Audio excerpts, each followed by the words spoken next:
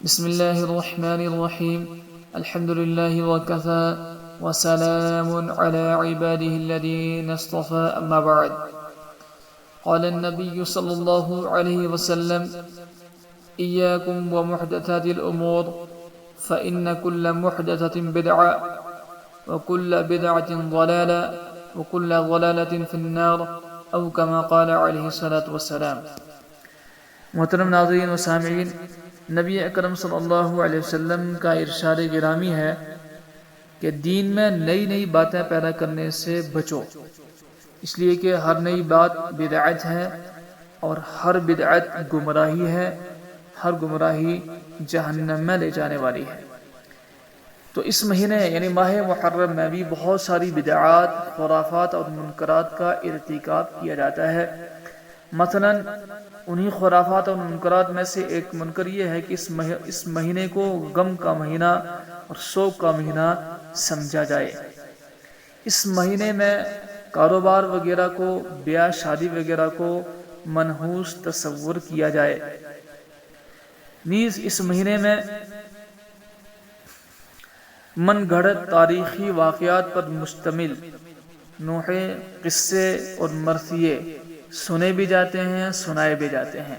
تو سننا بھی منع ہے، سننا بھی سخت منکر، سنانا بھی سخت منکر۔ اس مہینے میں تعزیہ منایا جاتا ہے، تعزیہ نکالا جاتا ہے۔ تو تعزیے میں شرکت کرنا، حضرت حسین رضی اللہ عنہ کی شہادت کے من گھڑت قصے بیان کرنا اور ان کو سننا، ان مجالس میں شرکت کرنا، تعزیے کی مجلس میں شرکت کرنا، یہ سب کا جو ہے سخت منکر ہے۔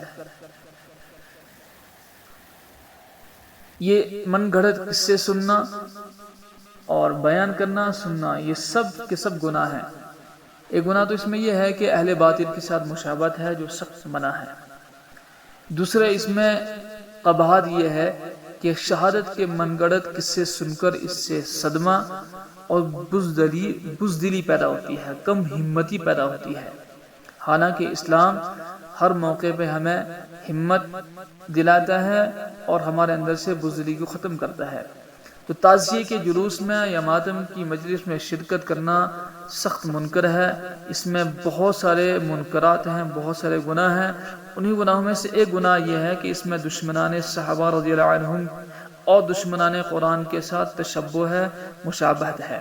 نبی اکرم صلی اللہ علیہ وسلم کا فرمان ہے: من تشبہ بقوم فہو منہم، جس نے کسی قوم سے مشابہت کی وہ اسی میں شمار ہوگا۔ ایک واقعہ بیان کیا جاتا ہے کتابوں میں کہ ہولی کے دنوں میں ایک بزرگ جا رہے تھے، ایک اللہ کے ولی جا رہے تھے۔ انہوں نے مزاح کے طور پر ایک گدھے پر پان کی پچکاری پھینک دی۔ جب پان چبا رہے تھے تو منہ سے پان پھینک دیا کہ تجھ پر کوئی رنگ نہیں پھینک رہا، لو تجھے میں رنگ دیتا ہوں۔ تو کتابوں میں آتا ہے کہ مرنے کے بعد اسی ایک بات پر ان کی گرفت ہوئی اور وہ عذاب میں مبتلا کیے گئے، کیونکہ انہوں نے غیر قوم کے ساتھ، کفار کے ساتھ مشابہت اختیار کی۔ دوسرا گناہ اس میں یہ ہے کہ اس سے دشمنان اسلام کی رونق بڑھتی ہے، ان کی رونق میں اضافہ ہوتا ہے، اور دشمنوں کی رونق کو بڑھانا بہت بڑا گناہ ہے۔ نبی اکرم صلی اللہ علیہ وسلم نے ارشاد فرمایا: من کثر سواد قوم فهو منہم، جس نے کسی قوم کی رونق کو بڑھاوا دیا، کسی قوم کی رونق کو بڑھایا، وہ بھی انہی میں شمار کیا جائے گا۔ تیسرا گناہ یہ ہے کہ جس طرح کسی عبادت کو دیکھنا عبادت ہے، اسی طرح گناہ کو دیکھنا بھی گناہ ہے۔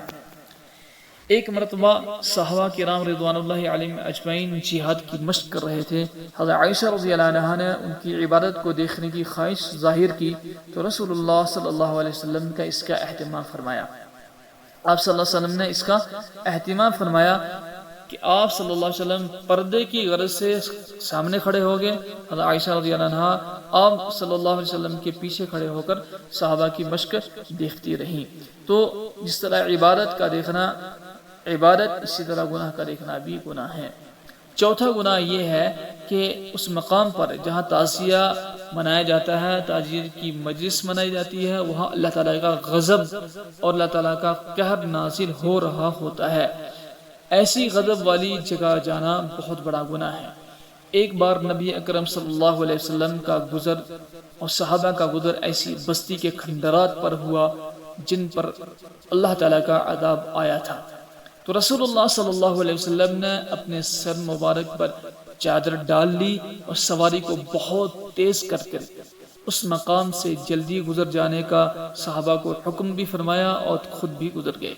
جب سید الاولین والآخرین رحمت للعالمین صلی اللہ علیہ وسلم غضب والی جگہ سے بچنے کا اتنا اہتمام فرمایا کرتے تھے تو عوام الناس کا کیا حشر ہوگا۔ سوچنا چاہیے اگر اللہ تعالیٰ کے دشمنوں پر ان کی کرتوتوں کی وجہ سے اس وقت کوئی عذاب آ گیا تو کیا صرف نظارہ کے لیے جمع ہونے والے مسلمان اس عذاب سے بچ جائیں گے؟ ہرگز نہیں بچ سکتے، بلکہ عذاب آخرت میں بھی یہ لوگ ان کے ساتھ ہی ہوں گے۔ اللہ تعالیٰ عذاب کا مستحق بنا دیں گے ان کو ان کی بدعمالیوں کی وجہ سے۔ تو اللہ تعالیٰ ہم سب کو ان بدعمالیوں سے بچنے کی توفیق عطا فرمائے۔ یہ بھی خیال رہے جس طرح مبارک دنوں میں عبادت کا ثواب زیادہ ہوتا ہے، اسی طرح سے معصیت پر اور زیادہ عذاب ہوگا۔ ان دنوں میں معصیت کرنا یہ اور زیادہ سخت عذاب کا باعث بن جاتا ہے۔ اللہ تعالیٰ سب کو دین کا صحیح فہم اور کامل اتباع کی نعمت عطا فرمائے، آمین ثم آمین۔ کسی نے کیا خوب کہا ہے کہ اسلام کی ڈکشنری میں جشن اور ماتم یہ دونوں ہی لفظ نہیں ہیں، بلکہ اسلام نے خوشی کے موقع پر شکر اور غم کے موقع پر صبر کی تعلیم دی ہے۔ اللہ تعالی ہم سب کو ان منکرات سے بچنے کی اور کامل سنت کی اتباع کی توفیق نصیب فرمائے، آمین ثم آمین یا رب العالمین۔